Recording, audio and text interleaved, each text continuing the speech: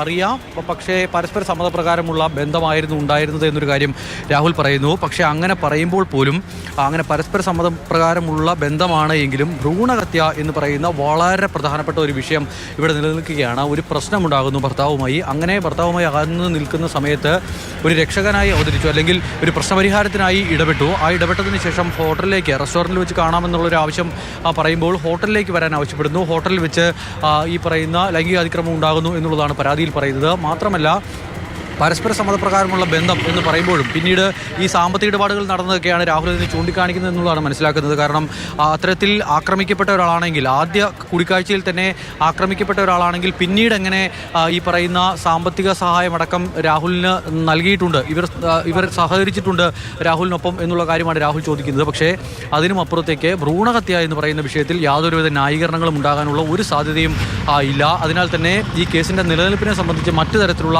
ആശങ്കയുടെ കാര്യമില്ല എന്നുള്ളതാണ് അന്വേഷണ സംഘത്തിൻ്റെ ഭാഗത്തു നിന്ന് ലഭിക്കുന്ന വിവരം. കാരണം രാഹുൽ ഭ്രൂണഹത്യ നടത്താൻ നിർബന്ധിച്ചിട്ടുണ്ട് എന്നുള്ളതിന് തെളിവുകൾ ഈ പരാതിക്കൊപ്പം തന്നെ കൈമാറിയിട്ടുണ്ട് എന്നുള്ളതാണ് മനസ്സിലാക്കാൻ കഴിയുന്നത്. അതോടൊപ്പം തന്നെ ഈ പറയുന്ന സാമ്പത്തിക ഇടപാടുകൾ സംബന്ധിച്ച രാഹുലുമായി അടുത്ത ബന്ധമുണ്ട് എന്ന് സ്ഥിരീകരിക്കാൻ കഴിയുന്ന തരത്തിലുള്ള വിവരങ്ങളും പരാതിക്കാരി കൈമാറിയിരിക്കുന്നു. അപ്പോൾ ഗുരുതരമായ പ്രശ്നങ്ങളെല്ലാം അവിടെ നിൽക്കുകയാണ്. ഇവരെ അറിയാം, ഈ കോടതിയിൽ ഈ കേസുമായി മറ്റു കാര്യങ്ങൾ, കൂടുതൽ കാര്യങ്ങൾ പറയാമെന്നൊക്കെ പറയുമ്പോഴും ഈ ഭ്രൂണഹത്യ എന്ന് പറയുന്ന വളരെ പ്രധാനപ്പെട്ട വിഷയം ഇപ്പോഴും രാഹുലിന് മുന്നിൽ വലിയ പ്രതിസന്ധിയായി തന്നെ നിലനിൽക്കുന്നു. അധികം വൈകാതെ തന്നെ ചോദ്യം ചെയ്യൽ ഇപ്പോൾ മണിക്കൂറുകൾ പിന്നിടുകയാണ്. അധികം വൈകാതെ ഇവിടെ നിന്നും പുറത്തേക്ക് ഇറക്കി ജനറൽ ആശുപത്രിയിലേക്ക് കൊണ്ടുപോകും എന്നുള്ളതാണ് മനസ്സിലാക്കാൻ കഴിയുന്നത്.